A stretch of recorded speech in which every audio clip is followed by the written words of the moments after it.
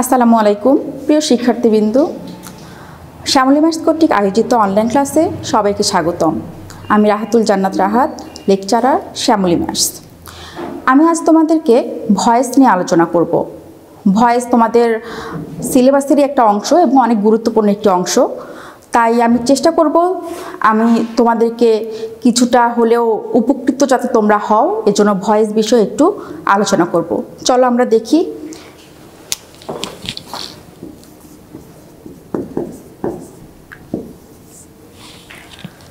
Voice বলতে আমরা সাধারণত কি বুঝি? ভয়েসের বাংলা অর্থ হচ্ছে বাচ্য। বাচ্যটা কি আসলে? আমরা যে কথা বলছি, মুখে যে আমাদের যে ভয়েস, কথা বলা, সেটাই কিন্তু ভয়েস অথবা বাচ্য। আর ভয়েসকে দুই ভাগে ভাগ করা হয়। একটা হচ্ছে অ্যাক্টিভ ভয়েস,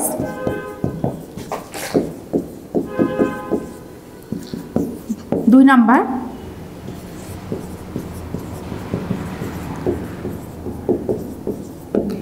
প্যাসিভ ভয়েস। ভয়েসকে প্রধানত দুই ভাগে ভাগ করা হয়েছে, অ্যাক্টিভ ভয়েস এবং প্যাসিভ ভয়েস। অ্যাক্টিভ ভয়েসটা হচ্ছে সাবজেক্ট সক্রিয়ভাবে যে কাজটা করে তাকে বলা হচ্ছে অ্যাক্টিভ ভয়েস। আর প্যাসিভ ভয়েসটা হচ্ছে সাবজেক্ট সক্রিয়ভাবে কাজটি করছে না, কিন্তু অন্য কোনো মাধ্যমে কাজটি করছে। যেমন আমি যদি বলি আই ইট রাইস, এটার বাংলা অর্থ কি দাঁড়ায়? আমি ভাত খাই। এখানে সাবজেক্ট কোনটা? আই। ইট হচ্ছে এখানে ভার্ব, আর রাইস হচ্ছে অবজেক্ট। এখন তোমাদের মনে প্রশ্ন জাগতে পারে, রাইসটা কেন আমি অবজেক্ট হিসেবে ধরলাম? আচ্ছা, তার আগে আমি একটু বলে নিই অবজেক্টটা আসলে কি। অবজেক্ট যদি না জানি, অবজেক্ট যদি কি সেটা না জানি, তাহলে কোনোভাবেই কিন্তু অ্যাক্টিভ ভয়েসকে প্যাসিভ ভয়েস করা যাবে না। কারণ অ্যাক্টিভ ভয়েসকে প্যাসিভ ভয়েস করতে হলে অবশ্যই সেন্টেন্সটাকে ট্রানজিটিভ ভার্বের সেন্টেন্স হতে হবে। তাহলে ট্রানজিটিভ ভার্বের সেন্টেন্স সেটাই যেটার অবজেক্ট থাকবে। অবজেক্ট হচ্ছে সেটা যেটা কি দ্বারা প্রশ্ন করলে যে অ্যান্সারটা পাওয়া যায়, সেটাই হচ্ছে অবজেক্ট। এই যে আই ইট রাইস, আমি ভাত খাই। আমি কি খাই? আমি ভাত খাই। কি কি দ্বারা প্রশ্ন করলে আমি অ্যান্সারটা কি পাচ্ছি? রাইস। তাহলে এই রাইসটাই হচ্ছে অবজেক্ট। তাহলে আমরা আবার একটু বলি অবজেক্টটা কি। কোন সাবজেক্টকে কি দ্বারা প্রশ্ন করলে যে অ্যান্সারটা পাওয়া যাবে সেটাই হচ্ছে অবজেক্ট। তাহলে আই ইট রাইসে আমি ভাত খাই, এখানে দেখো আইটা সাবজেক্ট, সাবজেক্ট নিজেই কাজটি করছে। সাবজেক্ট কি করছে? খাওয়ার কাজটি কিন্তু নিজেই করছে। এটাকে যদি আমরা প্যাসিভ করি তাহলে এটা হবে rice is eaten by me. এটার অর্থ কিন্তু দাঁড়ায় ভাত আমার দ্বারা খাওয়া হয়, ভাত আমার দ্বারা বা আমার কর্তৃক খাওয়া হয়। এখানে অ্যাক্টিভ ভয়েসে দেখলাম কর্তা অর্থাৎ সাবজেক্ট নিজেই কাজটি করছে, খাওয়ার কাজটি নিজেই করছে, এই জন্য এটাকে আমরা বলছি অ্যাক্টিভ ভয়েস। কিন্তু প্যাসিভের ক্ষেত্রে কি হচ্ছে? রাইস, রাইস কি ভাত, ভাত কেউ আমাকে মানে ভাতটা কেউ খাচ্ছে। ভাত তো আর নিজে নিজে মানে কেউ করতে পারবে না বা খেতে পারবে না, এমন তো কিছু না। ভাতটা কি হচ্ছে? আমার দ্বারা ভাতটি খাওয়া হচ্ছে। তাহলে মূল কথা হচ্ছে এটাই, সরাসরি যে কাজটা করা হয় সেটাই হচ্ছে অ্যাক্টিভ ভয়েস, আর সরাসরি না করে একটু প্যাঁচালোভাবে যে কাজটা করা হচ্ছে সেটাই হচ্ছে প্যাসিভ ভয়েস। অ্যাক্টিভ ভয়েসকে প্যাসিভ করতে হলে মূল কয়েকটি শর্ত আছে। তার মধ্যে এক নাম্বার হচ্ছে সাবজেক্টকে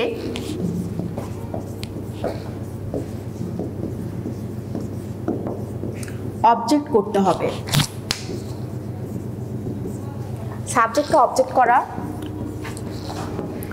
অবজেক্টকে সাবজেক্ট করা,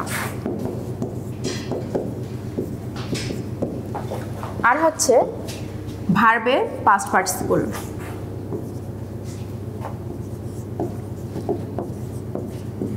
পাস্ট পার্টিসিপল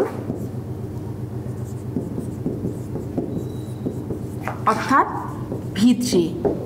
তাহলে দেখো ভয়েস করতে হলে ভয়েসের মূল শর্ত হচ্ছে তিনটি। 1 নাম্বার হচ্ছে সাবজেক্টকে অবজেক্টে পরিণত করতে হবে, 2 নাম্বার হচ্ছে অবজেক্টকে সাবজেক্টে পরিণত করতে হবে, আর 3 নাম্বার হচ্ছে সকল ক্ষেত্রে ভার্বের পাস্ট পার্টিসিপল করতে হবে। আর আরেকটা হচ্ছে টেন্স অনুযায়ী অক্সিলারি ভার্ব বসবে।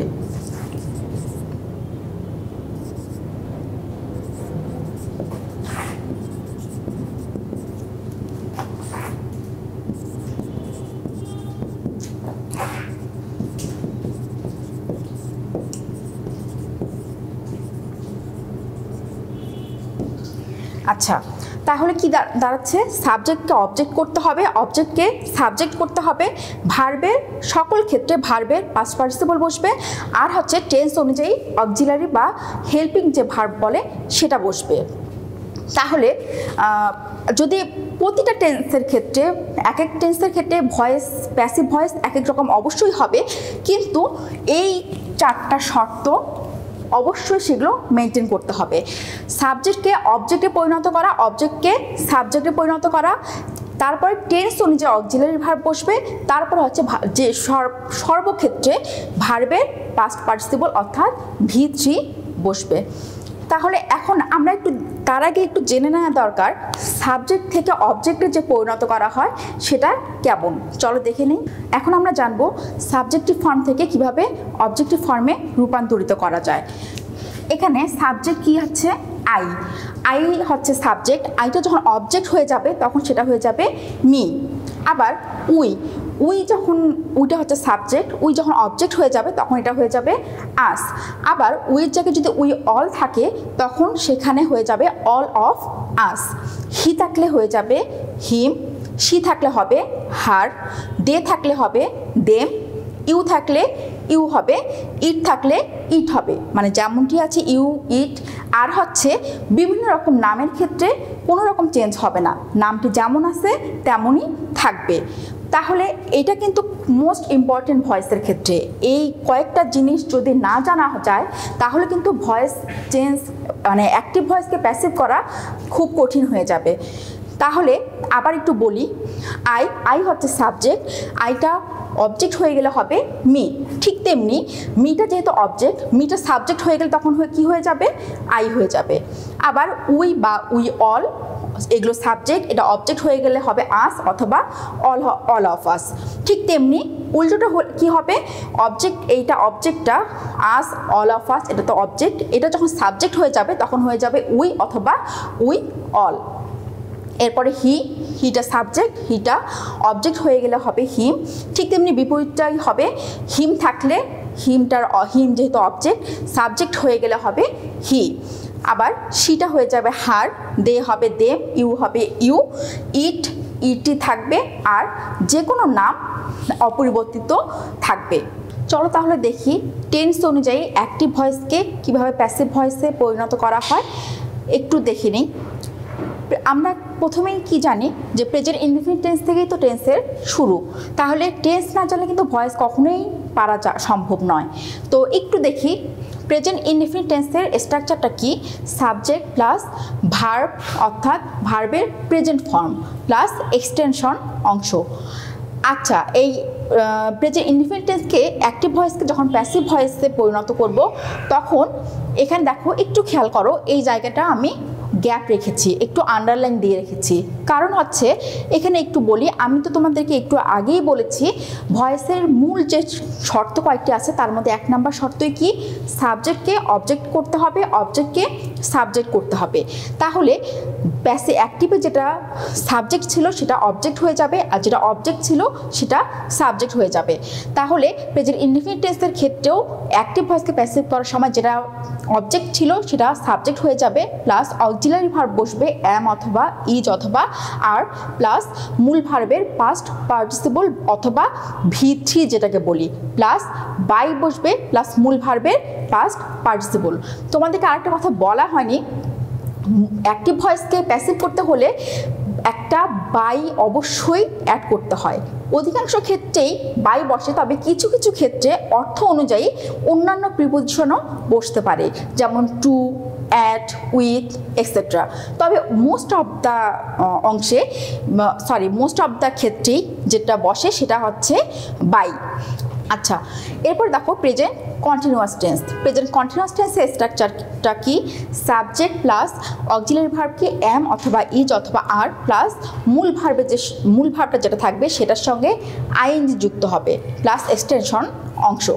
এই প্রেজেন্ট কন্টিনিউয়াস টেন্সের অ্যাক্টিভ ভয়েসকে প্যাসিভ করতে হলে সেই আগের মতোই যেটা অবজেক্ট ছিল সেটা সাবজেক্ট হয়ে যাবে প্লাস এম অথবা ইজ অথবা আর প্লাস বিং। একটু খেয়াল করো, বিং, এই বিং বিই শুধু না কিন্তু বিইং। কন্টিনিউয়াস মানেই কিন্তু আমরা জানি অক্সিলারি ভার্বের সঙ্গে একটা আইএনজি যুক্ত থাকে। এটা আমরা এখানেও দেখেছি, মূল যে প্রেজেন্ট কন্টিনিউয়াস টেন্সের স্ট্রাকচার সেটাতেও দেখেছি ভার্বের সঙ্গে কি থাকে? আইএনজি। এই অ্যাক্টিভকে প্যাসিভ করতে হলে প্রেজেন্ট কন্টিনিউয়াসের ক্ষেত্রে অবশ্যই বির সঙ্গে কি যুক্ত করতে হবে? একটা আইএনজি যুক্ত করতে হবে। সেটা আইএনজি যুক্ত হয়ে কি হয়ে যায়? বিং প্লাস হচ্ছে মূল ভার্বের পাস্ট পার্টিসিপল অর্থাৎ V3 প্লাস বাই প্লাস যেটা সাবজেক্ট ছিল সেটা অবজেক্ট হয়ে যাবে। নেক্সট দেখো present perfect tense. Present perfect টেন্সের স্ট্রাকচার সাবজেক্ট প্লাস হ্যাভ অথবা হ্যাজ প্লাস মূল ভার্বের past participle. Present perfect tense মানেই হচ্ছে হ্যাভ অথবা হ্যাজ বসবে এবং মূল ভার্বের পাস্ট পার্টিসিপল অর্থাৎ V3 বসবে প্লাস এক্সটেনশন অংশ। ঠিক তেমনি এই প্রেজেন্ট পারফেক্ট টেন্সের অ্যাক্টিভকে প্যাসিভ করতে হলে ন্যাচারালি যেমন হয় তেমনই হবে, অবজেক্টকে সাবজেক্ট করতে হবে, হ্যাভ অথবা হ্যাজ বসবে প্লাস বিন। এখানে দেখো, এখানে এই কন্টিনিউয়াসের ক্ষেত্রে বির সঙ্গে কি যুক্ত হলো? আইএনজি। আর এখানে বি, এই বিটা পাস্ট পার্টিসিপল হয়ে গেল বিন, অর্থাৎ পারফেক্টের ক্ষেত্রে বসবে বিন আর কন্টিনিউয়াসের ক্ষেত্রে বসবে বিইং। তাহলে এখানে প্রেজেন্ট পারফেক্ট টেন্সের ক্ষেত্রে হ্যাভ অথবা হ্যাজের পরে একটা এক্সট্রা বিন বসাতে হবে প্লাস মূল ভার্বের past participle plus by plus যেটা সাবজেক্ট ছিল সেটা অবজেক্ট হয়ে যাবে। এরপরে দেখো পাস্ট ইনডিফিনিট। পাস্ট টেন্স মানেই আমরা কি জানি? যেটা অতীত। আর পাস্ট ইনডিফিনিট টেন্সের স্ট্রাকচারটা কি? সাবজেক্ট প্লাস ভার্বের পাস্ট ফর্ম প্লাস এক্সটেনশন অংশ। ভার্বের পাস্ট ফর্মটা কি? ভার্বের তো তিনটা ফর্ম তোমরা জানোই, প্রেজেন্ট, পাস্ট আর হচ্ছে পাস্ট পার্টিসিপল। সেক্ষেত্রে প্রেজেন্ট টেন্সের ক্ষেত্রে ভার্বের প্রেজেন্ট ফর্মটা ব্যবহার করা হয় আর পাস্ট টেন্সের ক্ষেত্রে ব্যবহার করা হয় ভার্বের পাস্ট ফর্মটা, আর পাস্ট পার্টিসিপলটা ব্যবহার করা হয় প্রেজেন্ট পারফেক্ট টেন্সের ক্ষেত্রে। তাহলে পাস্ট ইনডিফিনিট টেন্সের ক্ষেত্রে সাবজেক্ট প্লাস ভার্বের পাস্ট ফর্ম অর্থাৎ V2 প্লাস এক্সটেনশন অংশ। এটারই অ্যাক্টিভকে প্যাসিভ করতে হলে যেটা অবজেক্ট ছিল সেটা সাবজেক্ট হয়ে যাবে, অক্সিলারি ভার্ব বসবে ওয়াজ অথবা ওয়ার প্লাস মূল ভার্বের past participle plus by plus যেটা সাবজেক্ট ছিল সেটা অবজেক্ট হয়ে যাবে। আবার পাস্ট কন্টিনিউয়াস টেন্সের ক্ষেত্রে দেখো, পাস্ট কন্টিনিউয়াস টেন্সের ক্ষেত্রে সাবজেক্ট প্লাস ওয়াজ অথবা ওয়ার প্লাস মূল ভার্বের সঙ্গে আইএনজি প্লাস এক্সটেনশন অংশ। তাহলে এখানে অক্সিলারি ভার্ব যেহেতু পাস্ট টেন্স সেহেতু অক্সিলারি ভার্ব হিসেবে বসছে ওয়াজ অথবা ওয়ার, আর কন্টিনিউয়াস মানেই তো ভার্বের সঙ্গে আইএনজি যুক্ত হবে। তাহলে সাবজেক্ট তো অবশ্যই থাকতে হবে সাবজেক্ট প্লাস ওয়াজ অথবা ওয়ার প্লাস মূল ভার্বের সঙ্গে আইএনজি প্লাস এক্সটেনশন অংশ। এই অ্যাক্টিভকে প্যাসিভ করতে হলে অবজেক্ট যেটা ছিল সেটা সাবজেক্ট হয়ে যাবে ওয়াজ অথবা ওয়ার প্লাস বিং। এই ক্ষেত্রেও দেখো বিং কন্টিনিউয়াস মানেই হচ্ছে অ্যাক্টিভকে প্যাসিভ করতে হলে এই বিংটা মাস্ট লাগবে। তাহলে বিং প্লাস হচ্ছে মূল ভার্বের past participle plus by plus যেটা অবজেক্ট ছিল সেটা সাবজেক্ট হয়ে যাবে, যেটা সাবজেক্ট ছিল সেটা অবজেক্ট হয়ে যাবে। এরপরে past perfect tense. Past perfect টেন্সের structure subject plus had, only had plus মূল ভার্বের পাস্ট পার্টিসিপল প্লাস এক্সটেনশন অংশ। এই পাস্ট পারফেক্টের অ্যাক্টিভকে প্যাসিভ করতে হলে যেটা অবজেক্ট ছিল সেটা সাবজেক্ট হয়েই যাবে প্লাস হ্যাড বিন, যেহেতু শুধুমাত্র হ্যাড এরপরে অবশ্যই কি বসাতে হবে? বিন, যেটা আমরা প্রেজেন্ট পারফেক্ট টেন্সের ক্ষেত্রেও দেখেছি অ্যাক্টিভকে প্যাসিভ করতে হলে একটা এক্সট্রা বিন লাগাতে হয়েছে। ঠিক তেমনি পাস্ট পারফেক্টের ক্ষেত্রেও হ্যাডের পরে একটা এক্সট্রা বিন যুক্ত করতে হবে প্লাস মূল ভার্বের past participle plus by plus যেটা সাবজেক্ট ছিল সেটা অবজেক্ট হয়ে যাবে। এরপর দেখো ফিউচার ইনডিফিনিট টেন্স। ফিউচার মানেটা কি? যেটা ভবিষ্যৎ, ভবিষ্যতে যে কাজটা হবে বা ঘটবে সেটাই তো ফিউচার ইনডিফিনিট টেন্স বা future tense. Future indefinite structure subject plus shall অথবা উইল প্লাস মূল ভার্বের প্রেজেন্ট ফর্ম প্লাস এক্সটেনশন অংশ। ফিউচার ইনডিফিনিটের ক্ষেত্রে অক্সিলারি ভার্ব শ্যাল অথবা উইল বসে এবং ভার্বটা সবসময় প্রেজেন্ট ফর্মে থাকে ফিউচার ইনডিফিনিটের ক্ষেত্রে। আর ফিউচার ইনডিফিনিটের অ্যাক্টিভকে প্যাসিভ করতে হলে যেটা অবজেক্ট ছিল সেটা তো সাবজেক্ট হয়েই যাচ্ছে, প্লাস শ্যাল অথবা উইল প্লাস একটু খেয়াল করো বি। এর আগে আমরা প্রেজেন্ট এবং প্রেজেন্ট কন্টিনিউয়াস বা প্রেজেন্ট পারফেক্টের ক্ষেত্রে দেখেছি বিইং হচ্ছে কন্টিনিউয়াসের ক্ষেত্রে, পারফেক্টের ক্ষেত্রে হচ্ছে বিন। কিন্তু ফিউচার ইনডিফিনিটের ক্ষেত্রে শুধুমাত্র শ্যাল বা উইলের পরে কি বসবে, শুধুমাত্র বি আর হচ্ছে মূল ভার্বের past participle plus by plus যেটা সাবজেক্ট ছিল সেটা অবজেক্ট হয়ে যাচ্ছে।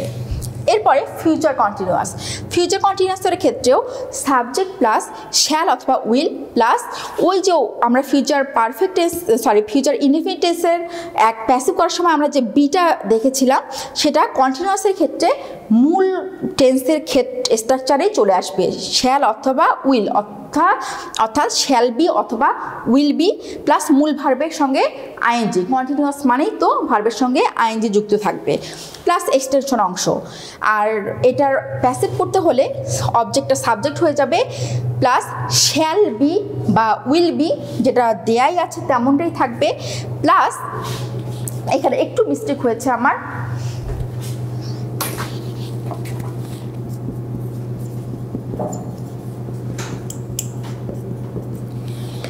প্লাস শ্যাল বি বা উইল বি তো স্ট্রাকচার অনুযায়ী থাকবে প্লাস বিং।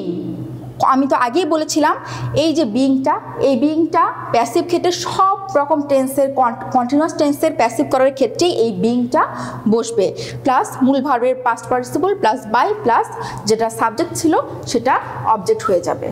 আচ্ছা, এতক্ষণ তো আমরা দেখলাম টেন্স অনুযায়ী প্রতিটা টেন্সের স্ট্রাকচার অনুযায়ী অ্যাক্টিভ ভয়েসকে কীভাবে প্যাসিভে পরিণত করা হলো। এর মধ্যে আর একটা জিনিস আছে সেটা আমি একটু অ্যাড করছি, সেটা হচ্ছে মোডাল অক্সিলারি ভার্বের যে অ্যাক্টিভ ভয়েসগুলো থাকে সেগুলোকে কিভাবে প্যাসিভ করতে হয়। মোডাল অক্সিলারি ভার্ব কোনগুলো তোমরা কি জানো? জানার কথা। মোডাল অক্সিলারি ভার্ব অবশ্যই হচ্ছে can, could, shall, should, may, might, will, would, এইগুলোকেই বলা হচ্ছে মোডাল অক্সিলারি ভার্ব। তো মোডাল অক্সিলারি ভার্বের ক্ষেত্রে হবে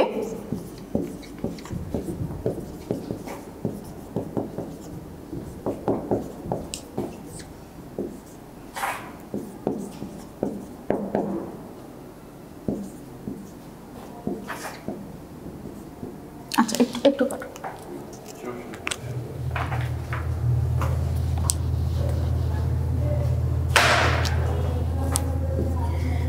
আচ্ছা, মোডাল অক্সিলারি ভার্বের ক্ষেত্রে মোডাল অক্সিলারি ভার্ব অর্থাৎ can, could, shall, should, may, might, will, would, must, dare এক্সেট্রাকে বলা হচ্ছে modal auxiliary verb. Modal auxiliary ভার্বের স্ট্রাকচারটা এমন হয় মোডাল অক্সিলারি ভার্ব প্লাস ভার্বের প্রেজেন্ট ফর্ম প্লাস এক্সটেনশন অংশ। এটা অ্যাক্টিভ ভয়েসকে যদি প্যাসিভ করতে হয় সেক্ষেত্রে স্ট্রাকচারটা হয় modal auxiliary verb plus be plus মূল ভার্বের পাস্ট পার্টিসিপল। তাহলে কি করতে হয়, মোডাল অক্সিলারি ভার্ব যেগুলো can, could, shall, should, may, might, will, would etcetera এগুলোর অ্যাক্টিভকে প্যাসিভ করতে হলে যে মোডাল অক্সিলারি ভার্ব যেটা দেয়া থাকবে সেটাই বসবে, কোনো রকম পরিবর্তন হবে না, অপরিবর্তিত অবস্থায় বসবে প্লাস বি বসবে, একটা এক্সট্রা বি বসবে প্লাস মূল ভার্বের পাস্ট পার্টিসিপল বসবে। আচ্ছা, আমরা এখন একটু এক্সাম্পল দিয়ে প্রতিটা টেন্সের অ্যাক্টিভ ভয়েসকে কীভাবে প্যাসিভে পরিণত করা হচ্ছে সেগুলো দেখি। প্রথমে শুরু করি প্রেজেন্ট ইনডিফিনিট টেন্সের একটা অ্যাক্টিভ ভয়েস আমি যদি এখানে বলি,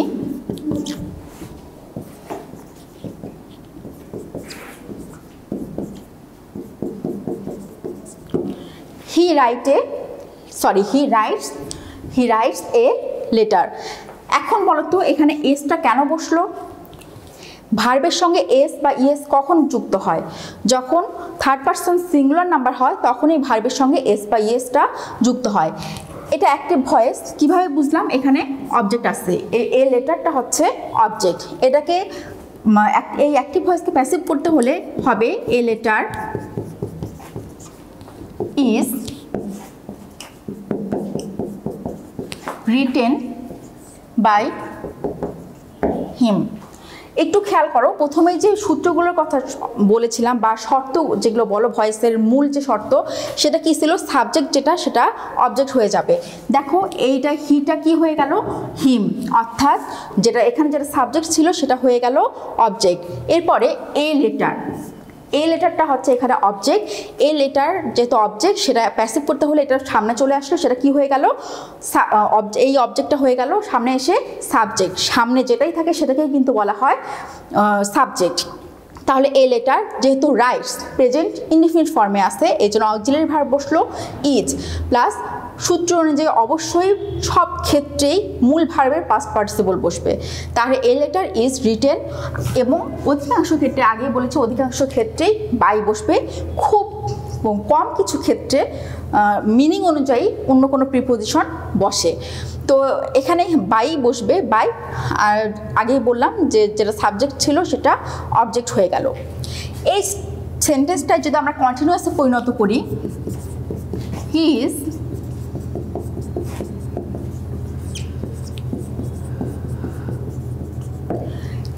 রাইটিং এ লেটার। এটার প্যাসিভ করলে কি হবে? এ লেটার ইজ, আগে বলেছিলাম কন্টিনিউয়াসের ক্ষেত্রে একটা এক্সট্রা বিং যুক্ত হবে। ইজ বিং ভার্বের পাস্ট পার্টিসিপল সব ক্ষেত্রে, প্লাস বাই, প্লাস মূল যেটা সাবজেক্ট ছিল সেটা অবজেক্ট হয়ে গেল। তাহলে a letter is being written by him. আচ্ছা, এখন প্রেজেন্ট পারফেক্ট টেন্সটা একটু দেখি। এই সেন্টেন্সটাকে যদি প্রেজেন্ট পারফেক্ট টেন্স করি, হি হ্যাজ রিটেন এ লেটার। কেমন করে বুঝলাম এটা present perfect tense?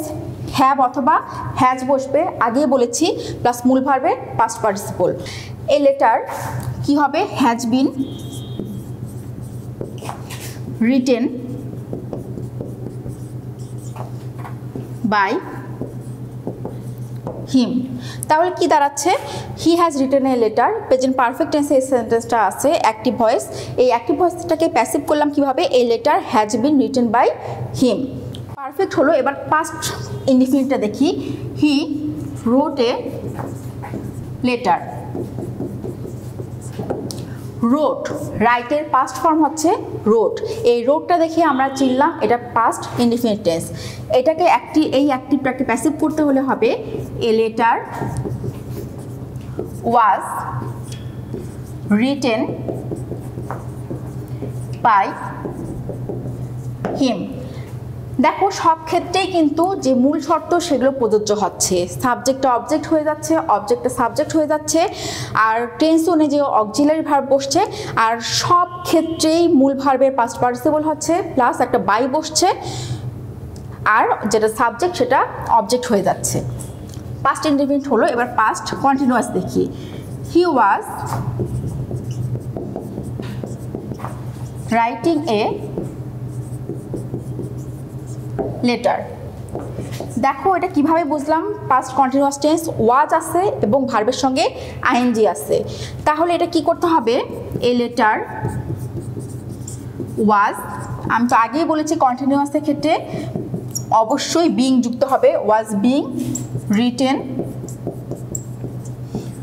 By him.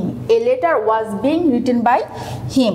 ঠিক তেমনি পাস্ট পারফেক্টের ক্ষেত্রে he had written a letter. Had আছে, হ্যাড মানেই হচ্ছে পাস্ট পারফেক্ট টেন্স। তাহলে এটা কি হবে? A letter had been written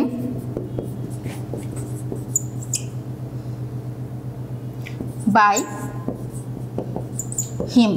A letter had been written by him. পারফেক্টের ক্ষেত্রে সব ক্ষেত্রেই প্যাসিভ করার সময় বিন বসবে। এরপরে ফিউচার ইনডিফিনিট টেন্স দেখব।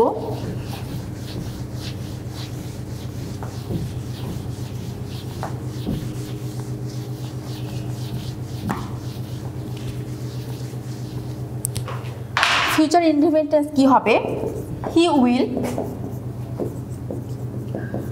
Right a letter. Will, shall বা উইল থাকা মানেই হচ্ছে ফিউচার ইনডিফিনিট টেন্স। তাহলে a letter will be written by him. দেখো ফিউচার ইনডিফিনিট টেন্সের অ্যাক্টিভকে প্যাসিভ করার স্ট্রাকচারে বলেছিলাম শ্যাল বা উইলের পরে একটা বি বসবে আর মূল ভার্বে তো পাস্ট পার্টিসিপল বসবেই। এরপরে future continuous tense he will be writing a letter. এটা কি হবে? উইলের পরে বি আছে এবং ভার্বের সঙ্গে আইএনজি আছে, তার মানে ফিউচার কন্টিনিউয়াস টেন্স। তাহলে a letter will be being, will be being. দেখো এই যে বিংটা আবার বসছে, কন্টিনিউয়াস মানেই হচ্ছে প্যাসিভ করার সময় বিং বসবে। Plus will be being written by him. ঠিক তেমনি একটু খেয়াল করো, he will write a letter, এটা ফিউচার ইনডিফিনিট টেন্স। এটার অ্যাক্টিভকে প্যাসিভ করা হচ্ছে a letter will be written by him. আবার he will be writing a letter, এটা ফিউচার কন্টিনিউয়াস টেন্স, এটার প্যাসিভ করা হচ্ছে a letter will be being written by হিম।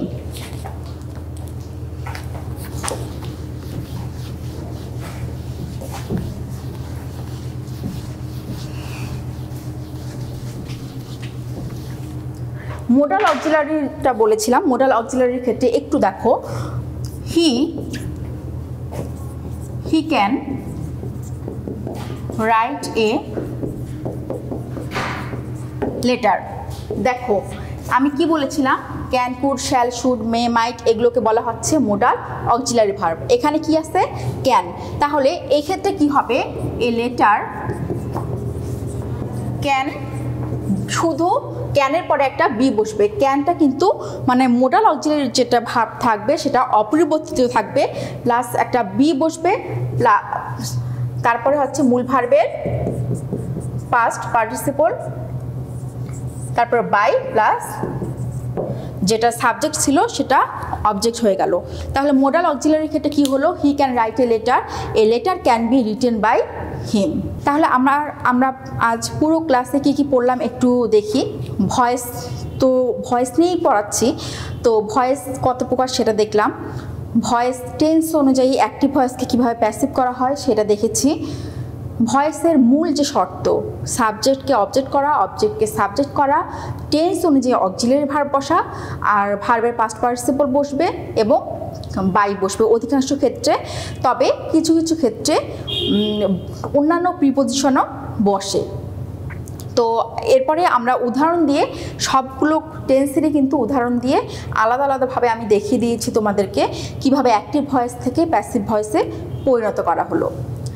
আশা করছি আজকের আমার এই ক্লাস তোমাদের অনেক উপকারে লাগবে। আজকের ক্লাসের যদি কোনো কিছু বুঝতে অসুবিধা হয়ে থেকে থাকে তাহলে তোমরা কমেন্টস বক্সে আমাদেরকে জানাও, আমরা নেক্সট ক্লাসে ইনশাল্লাহ সেগুলো সলভ করে দেওয়ার চেষ্টা করব। সেই পর্যন্ত তোমরা ভালো থাকো। নেক্সট ক্লাস দেখার আমন্ত্রণ জানিয়ে শেষ করছি। আমি রাহাতুল জান্নাত রাহাত, লেকচারার শ্যামলী ম্যাথস। আসসালামু আলাইকুম।